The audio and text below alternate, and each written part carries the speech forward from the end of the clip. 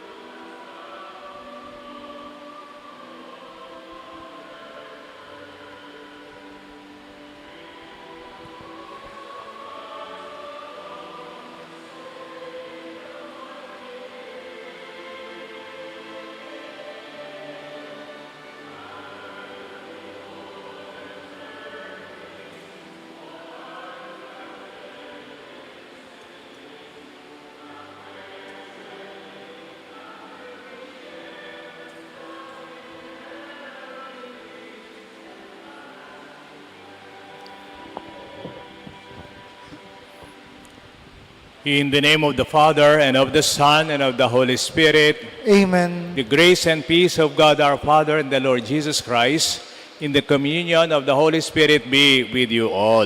And with your spirit, My dear brothers and sisters, today, November 9, we celebrate the dedication of the Lateran Basilica. This is the mother church of the whole Christendom, in which our faith was also originated, being a Catholic. Brothers and sisters, many times we fall apart in our church because of our selfishness and sinfulness.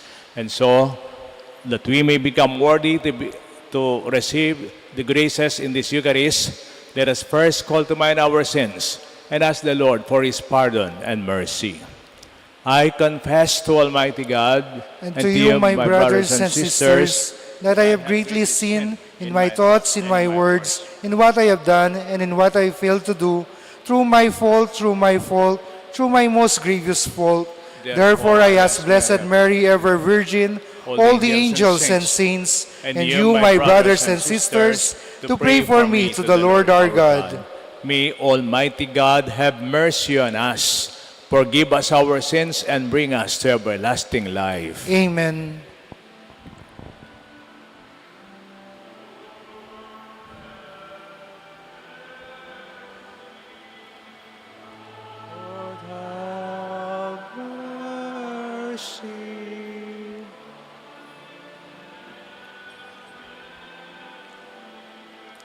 Cross of mercy.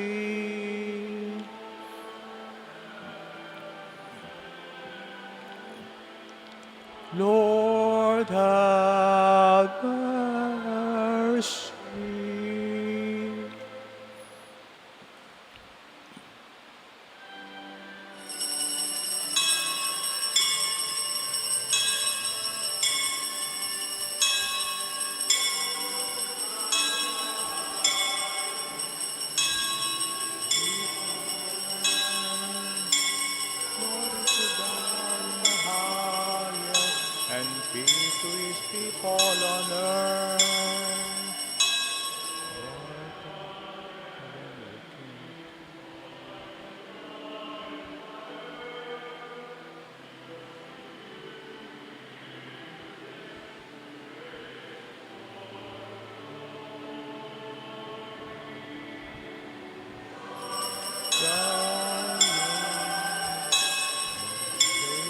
people on earth.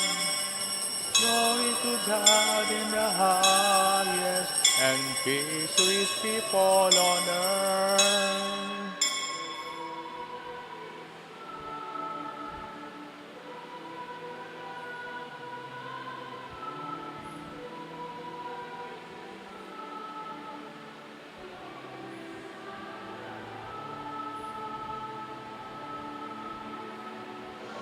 To God in the highest, and peace to his people on earth. Glory to God in the highest, and peace to his people on earth.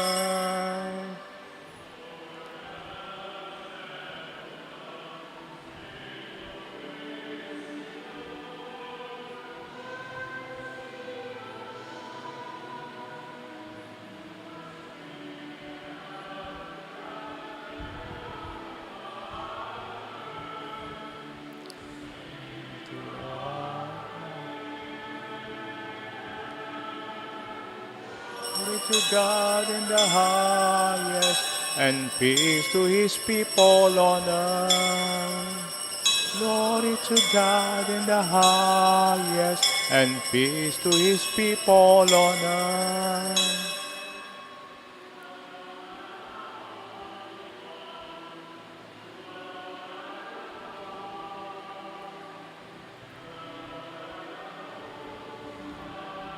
Jesus Christ, the Holy Spirit, in the glory of God the Father.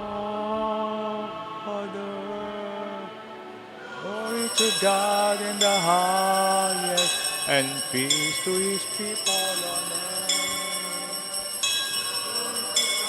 In the highest, and peace to his people on earth.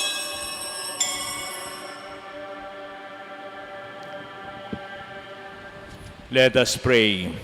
O God, who from living and chosen stones prepare an eternal dwelling for your majesty, increase in your church the spirit of grace you have bestowed, so that by new growth of your faithful people may be loved the heavenly Jerusalem. Through our Lord Jesus Christ, your Son, who lives and reigns with you in the unity of the Holy Spirit, one God, forever and ever. Amen.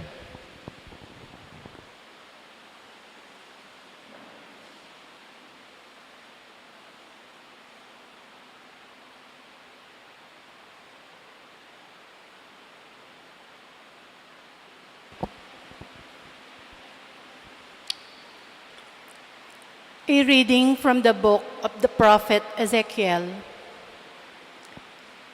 The angel brought me, Ezekiel, back to the entrance of the temple of the Lord, and I saw water flowing out from beneath the threshold of the temple towards the east. For the facade of the temple was toward the east. The water flowed down from the right side of the temple, south of the altar. He led me outside by the north gate and around to the outer gate facing the east, where I saw the water trickling from the right side. He said to me, "This water flows into the eastern district down upon the Araba and empties into the sea, the salt waters which make fresh wherever the river flows. Every sort of living creatures that can multiply shall live, and there shall be abundant fish. For wherever this water comes to the sea shall be made fresh. Along both banks of the river, fruits trees of every kind shall grow. Their leaves shall not fade, nor their fruit fail. Every month they shall bear fresh fruits, for they shall be watered by the flow from the sanctuary. Their fruits shall serve for food, and their leaves for medicine." The word of the Lord. Thanks be to God.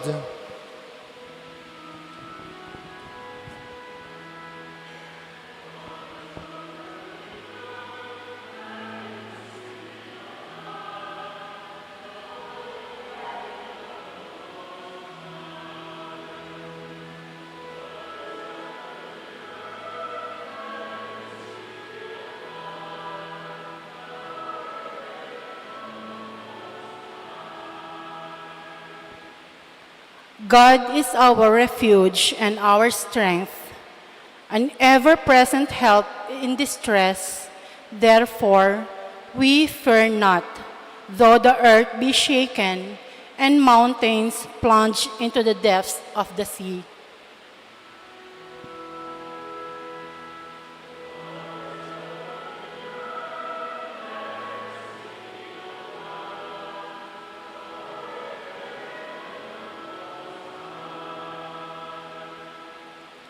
There is a stream whose runlets gladden the sea of God, the holy dwelling of the Most High. God is in its midst. It shall not be disturbed. God will help it at the break of the dawn.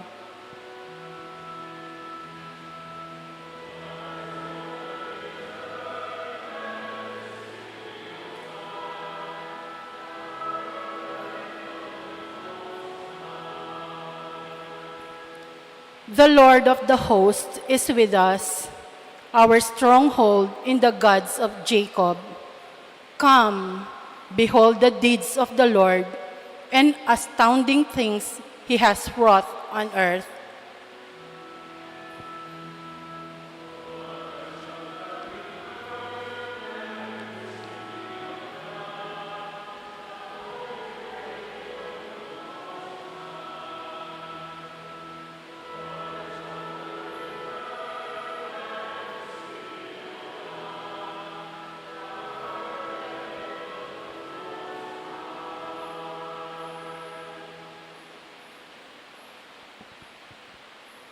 A reading from the letter of Paul to the Corinthians. Brothers and sisters, you are God's building according to the grace of God given to me. Like a wise master builder, I laid a foundation and another is building upon it. But each one must be careful how he builds upon it. For no one can lay foundation other than the one that is there, namely Jesus Christ. Do you not know that you are the temple of God, and that the Spirit of God dwells in you?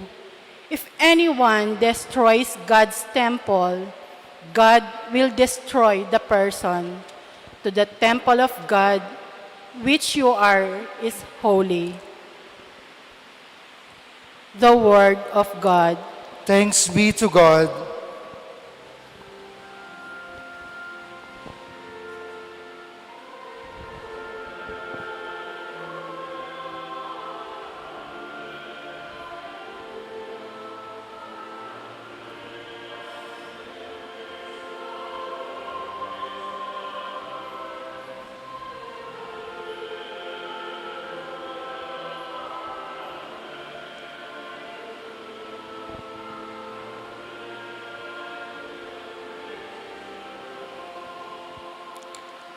I have chosen and consecrated this house, says the Lord, that my name may be there forever.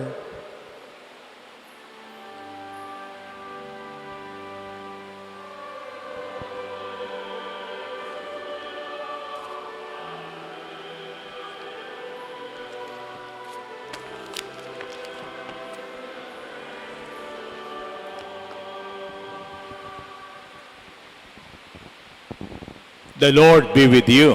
And with your spirit, A reading from the Holy Gospel according to St. John. glory to you, O Lord.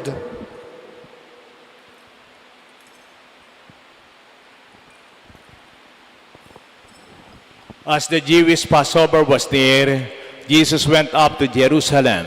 In the temple precincts, he came upon people engaged in selling oxen, sheep, and doves. and others seated changing coins. He made a kind of whip of cords and drove them all out of the temple area, sheep and oxen alike, and knocked over the money changers' tables, spilling their coins. He told those who are selling doves, "Get them out of here. Stop turning my Father's house into a marketplace." His disciples recalled the words of Scripture, "Zeal for your house consumes me." At this, the Jews responded, "What sign can you show us authorizing you to do these things?"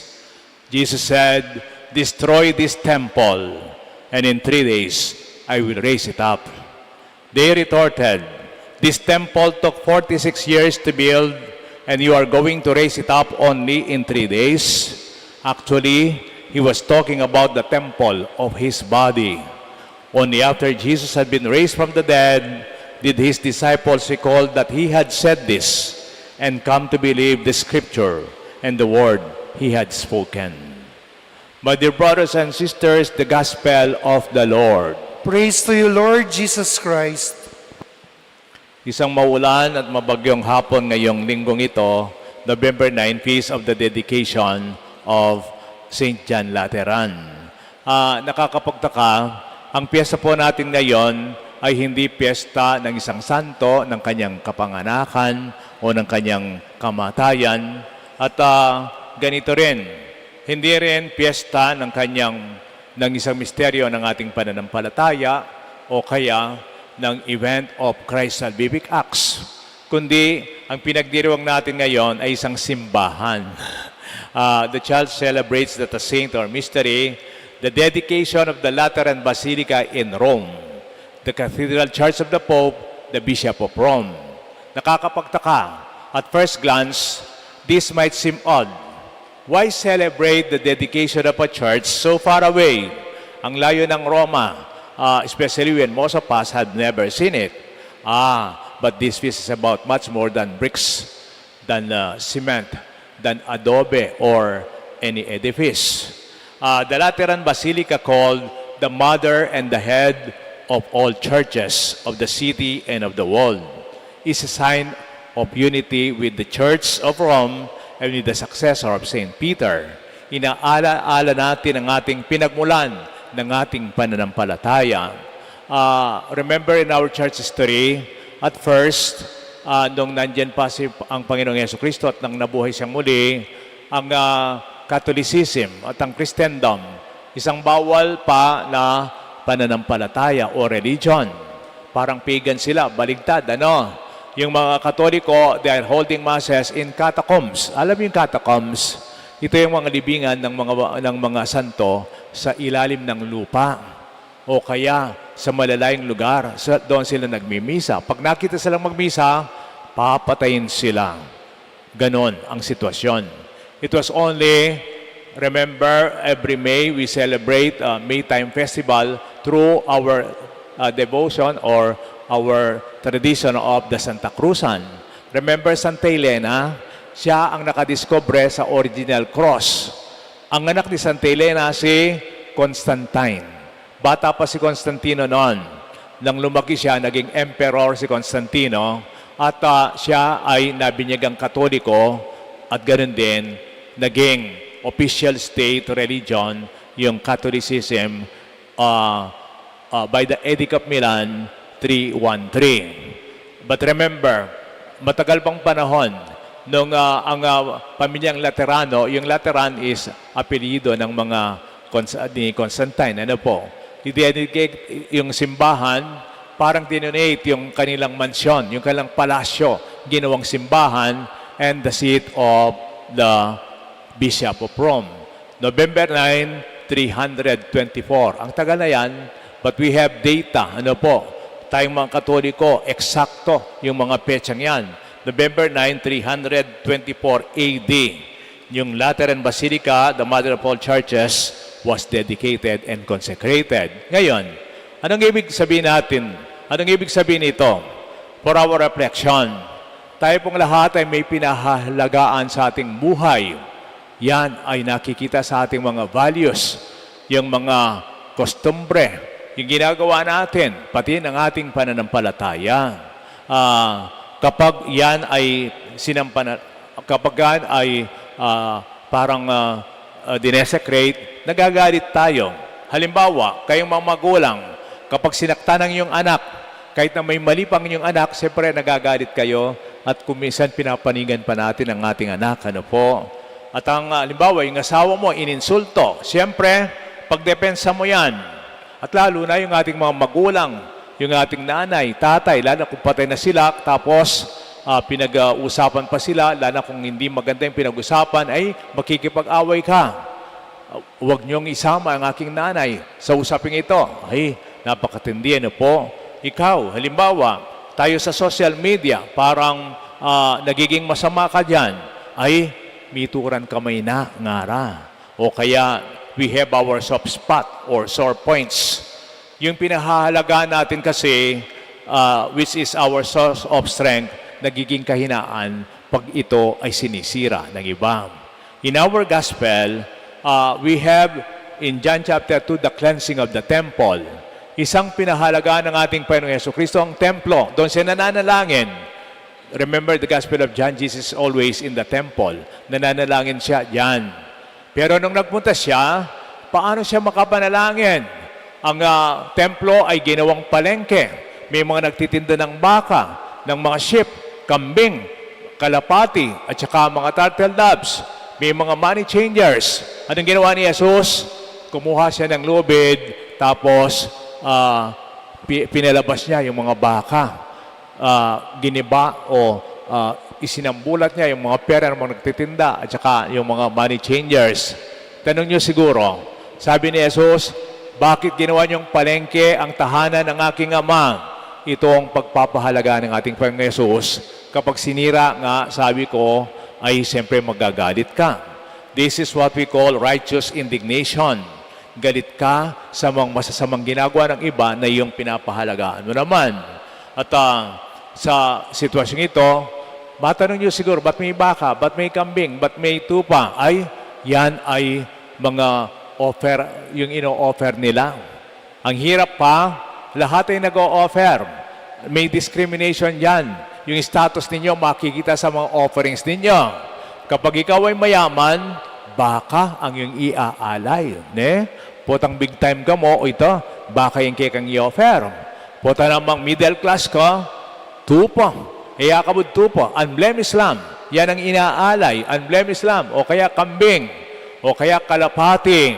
Alam po ninyo, in Luke chapter 2, Jesus was presented in the temple. Isang kahulugan na ang nanay at tatay ni Jesus ay dukha, sina Maria at Jose, sa kanilang offering.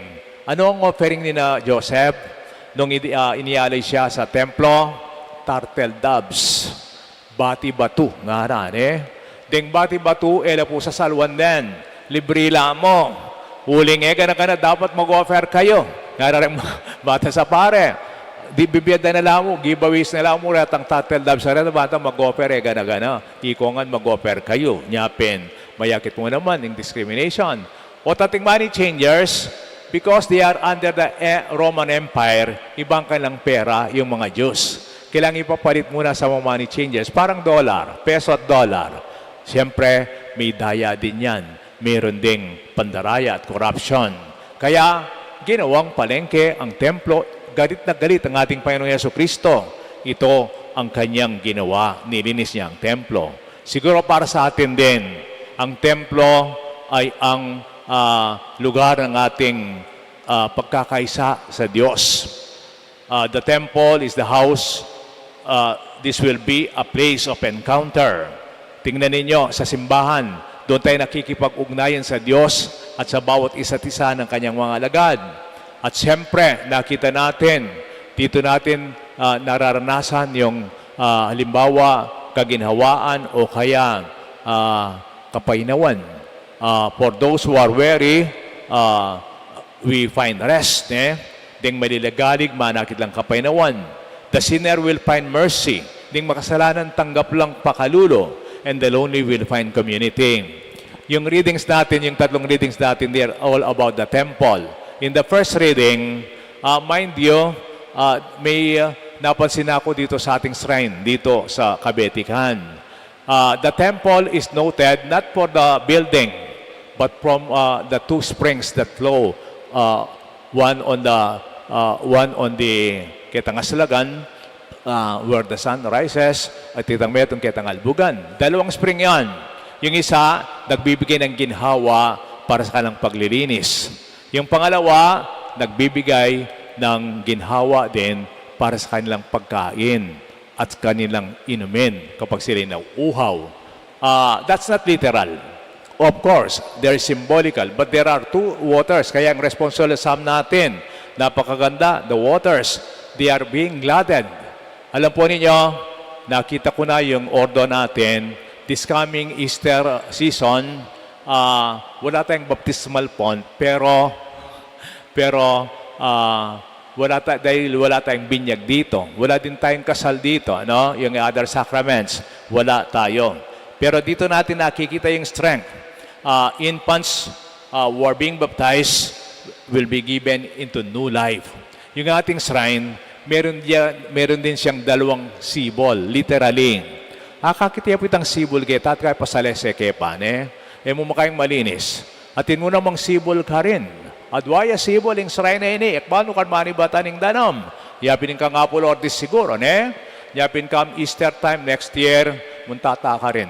Karinta mo gana kaning kaya katang pagkabinyag, tutalala mong kasi importante itang blessing of the baptismal font at yung itang vigil na ning rite of the Easter vigil. Pero doon natin gagawin yung dalawang spring nito na pinagmulan ng tubig, di natin galing kay Lourdes. Here couples will pledge their love before God.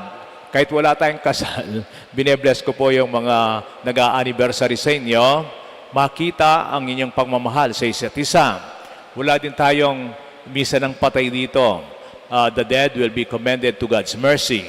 Here, every human being, human joy and sorrow will be offered to the Lord who makes all things holy. Dito nga nagsisimula.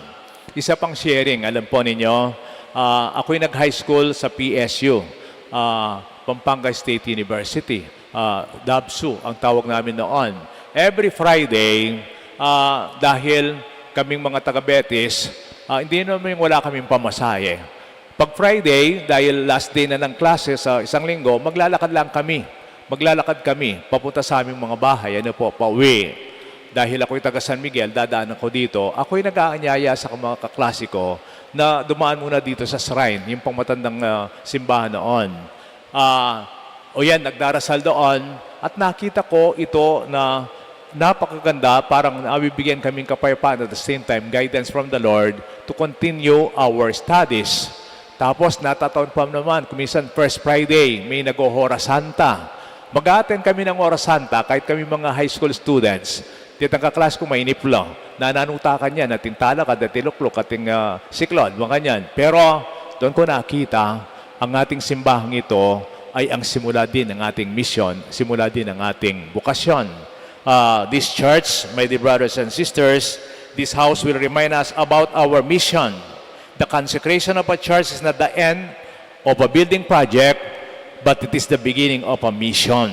This house of God will only truly be alive if we worship here and carry out the mission of Christ. Bawat isa sa atin ay may mission na ginagampanan, susunod at susunod sana yon. Salamat sa inyong mapagsimba dito sa shrine. Pero okay lang.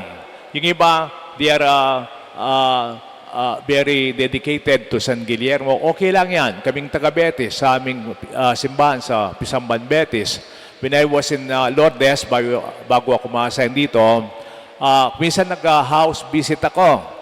Tapos makita ko, hindi ako, kasi after 6 years, magiging pamilyar na yung tao sa iyo. Ano? Father, siguro hindi niyo kami nakikitang nagsisimba sa Lourdes. Kami nagsisimba sa Pisambang Maragol. Angeles po ito. Pag mayabang da pa mo bala mo yung Lourdes Church, second class parish mo. Ali, para-paro lang and then we are united with that church. Yapin today, as we commemorate the dedication of the Lateran Basilica, we remember God's love which we experience in our churches, here in the shrine of Our Lady of Lourdes. Siyempre, din nagsisimula ang ating pananampalataya at ang ating misyon ay buong buo. Masaya tayo na nag-aari ng ating sariling dahil dito rin nabigyan ng saysay ang ating mga misyon, ang ating mga objectives, at kung anong saysay ng buhay natin bilang mananampalataya. Dito sana sa Shrine Community, Shrine of Our Lady of Lourdes, doon mabibigyan ng tunay na kaganapan ang misyon ng Diyos sa ating pagmimisyon. May God bless us all. Amen. We now stand and profess our faith. I believe in God, the Father Almighty, creator of heaven and earth, and in Jesus Christ, His only Son, our Lord, who was conceived by the Holy Spirit, born of the Virgin Mary, suffered under Pontius Pilate, was crucified, died, and was buried. He descended into hell. On the third day, he rose again from the dead. He ascended into heaven, and is seated at the right hand of God, the Father Almighty. And there he will come to judge the living and the dead. I believe in the Holy Spirit, the Holy Catholic Church, the communion of saints, the forgiveness of sins, the resurrection of the body, and life everlasting. Amen. Let us pray for the intention of the Pope, who presides in charity over the people of God. With confidence we pray, Lord, build us up into your holy temple. Lord, build us up into your holy temple. May the Holy Father, Pope Leo XIV, become ever more the visible center and foundation of our unity in faith and love, we pray. Lord, build us up into your holy temple. May we become living temples of the Holy Spirit that offers to you, O God, spiritual worship through a life of holiness, we pray. Lord, build us up into your holy temple. For our government and national leaders, that they may act with honesty, wisdom, and a true sense of public service in addressing the needs of the people and resolving issues that affect our country's peace and development. Let us pray to the Lord. Lord, build us up into your holy temple. For protection from the Typhoon Yuan, loving Father, we humbly ask you to spare our country from great destruction. Protect our homes, fields, and families from harm. Calm the winds and the rains, and keep us all safe under your loving care. Let us pray to the Lord. Lord, build us up into your holy temple. Let us pray for the urgent concerns of our community and our personal intentions. We pray. Lord, build us up into your holy temple. Lord, may the visible house of prayer remind us that we are the body of Christ and the temple of the Holy Spirit. May we honor the divine indwelling through life acceptable to you. We ask this through Christ our Lord. Amen.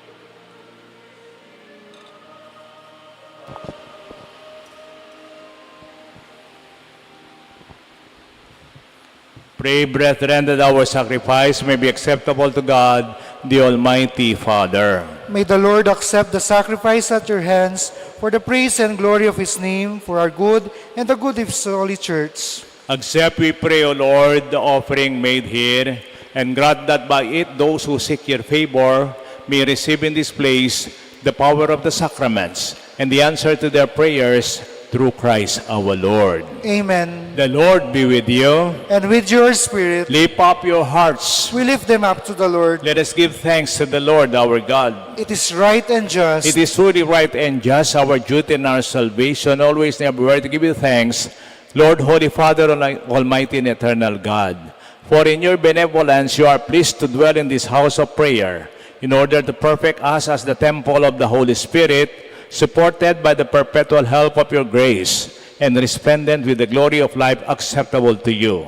Year by year you sanctify the church, the bride of Christ, foreshadowed in visible buildings, so that rejoicing as the mother of countless children, she may be given her place in your heavenly glory. And so, with all the angels and archangels and the saints, we praise you as without end we acclaim.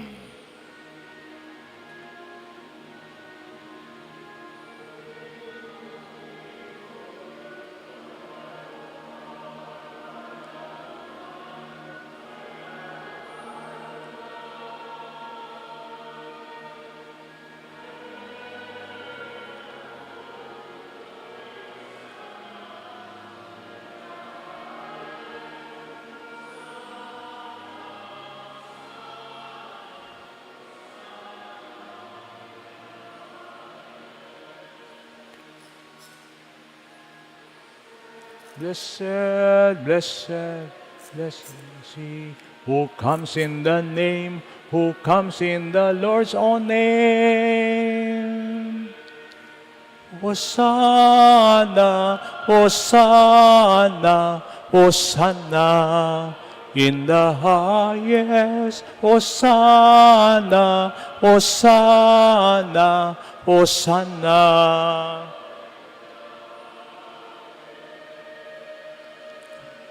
You are indeed holy, O Lord, and all you have created rightly gives you praise. For through your Son, Jesus Christ, by the power and working of the Holy Spirit, you give life to all things and make them holy, and you never cease to gather a people to yourself, so that from the rising of the sun to its setting, a pure sacrifice may be offered to your name.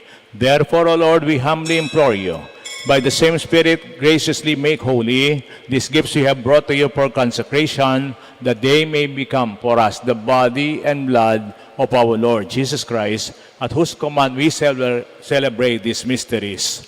For on the night he was betrayed, he himself took bread, and giving you thanks, he said the blessing, broke the bread, and gave it to his disciples, saying, "Take this, all of you, and eat of it. For this is my body, which will be given up for you."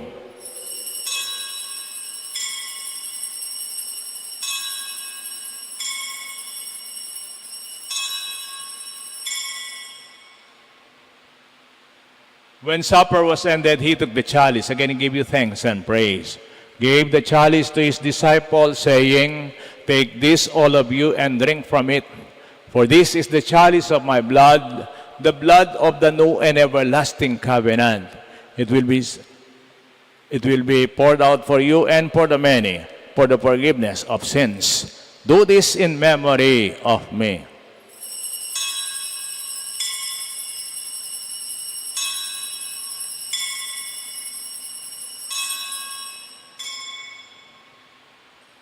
The mystery of faith.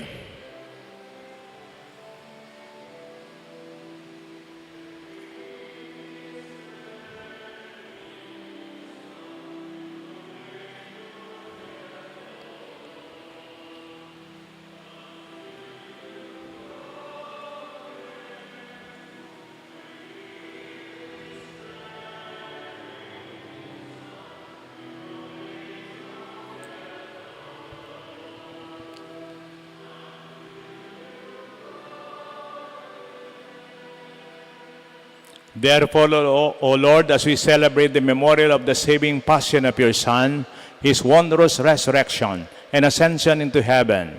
And as we look forward for His second coming, we offer you in thanksgiving this holy and living sacrifice. Look, we pray upon the oblation of your church. May He make of us an eternal offering to you, so that we may obtain an inheritance with your elect, especially the most blessed Virgin Mary, the Mother of God, with Saint Joseph, her spouse, the apostles and martyrs, on whose constant intercession we rely for help. May the sacrifice of our reconciliation, we pray, O Lord, advance the peace and salvation of all the world. Be pleased to confirm in faith and charity your pilgrim church on earth, with your servant Leo XIV, our Pope, Florentino, our Bishop, and all the clergy, and the entire people you have gained for your own. Father, listen graciously to the prayers of this family, whom you have summoned before you in your compassion. Gather to yourself all your children scattered throughout the world. To our beloved departed brothers and sisters, and to all those who are pleasing to you at their passing from this life, give kind admittance to your kingdom. There we hope to enjoy forever the fullness of your glory, through Christ our Lord, through whom you bestow on the world all that is good.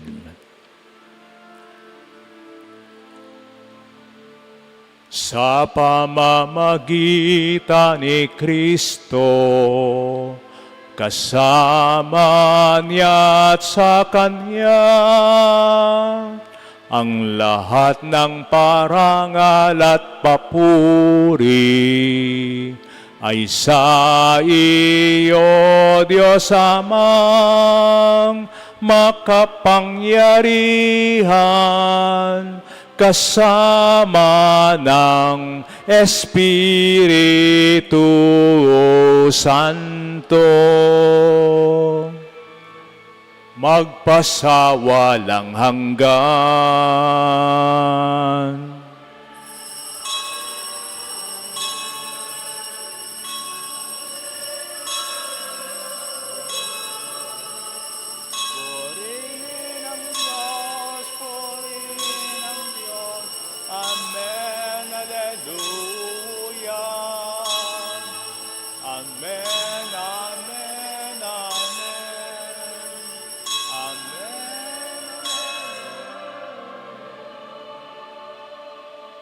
God is a loving Father. At the Savior's command, informed by divine teaching, we dare to pray.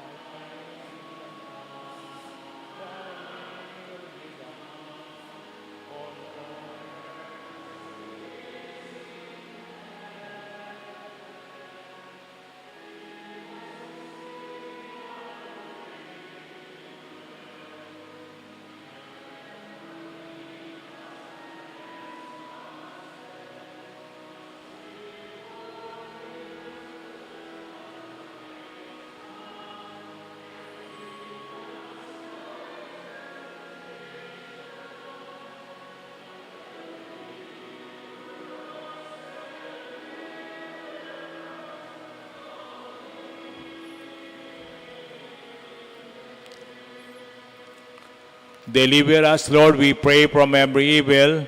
Graciously grant peace in our days, that by the help of your mercy, we may be always free from sin and safe from all distress, as we await the blessed hope and the coming of our Savior, Jesus Christ.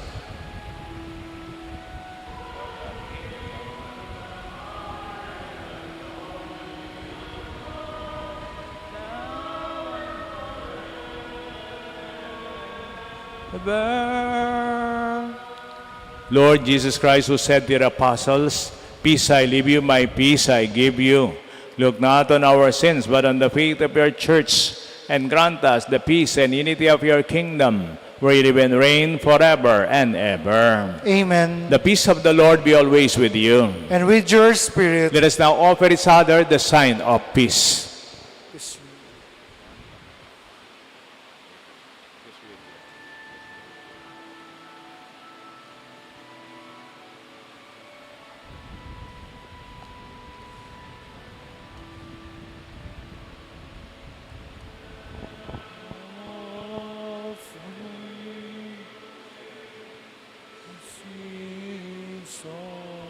the world. Mercy, have mercy on us. Lamb of God, the sins of the world, have mercy, have mercy on us. Lamb of God, you take away the sins of the world.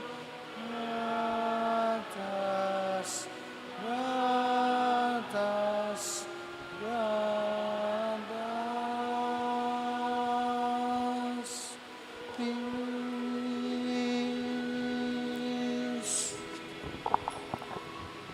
My dear brothers and sisters, behold, this is our Lord Jesus Christ, the Lamb of God who takes away the sins of the world. Happy are we who partake with him. Lord, I am not worthy that you should enter under my roof, but only say only the say word, the and word, my and soul shall be healed.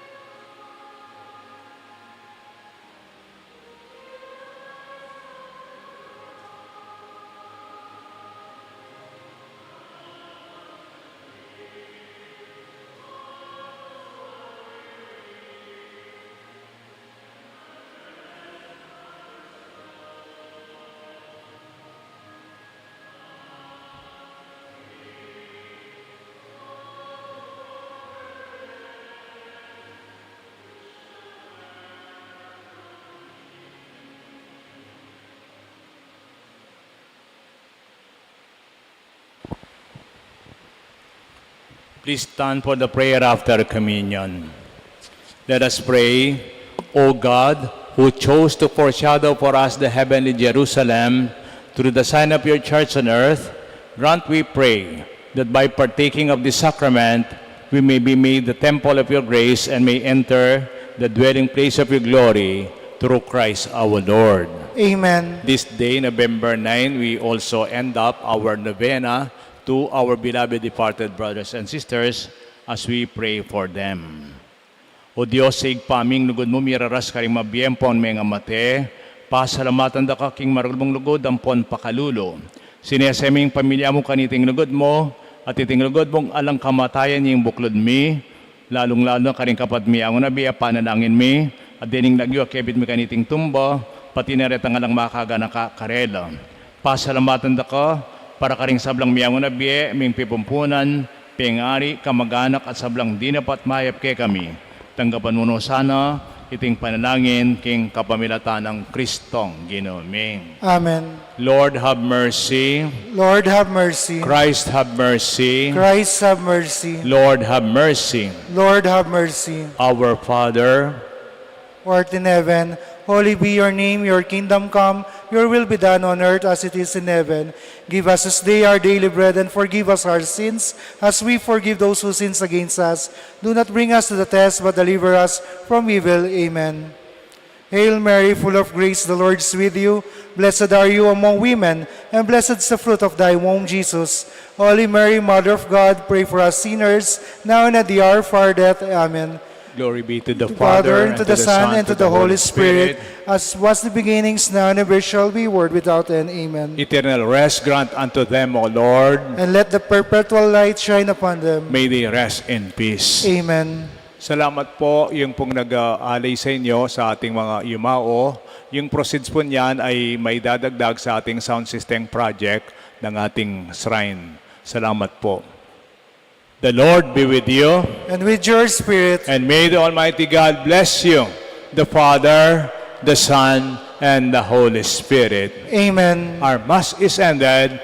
Let us now go in peace, glorifying the Lord by your life. Thanks be to God. Palakpan po natin, Panginoon. Mag-ingat po tayo sa pag-uwi.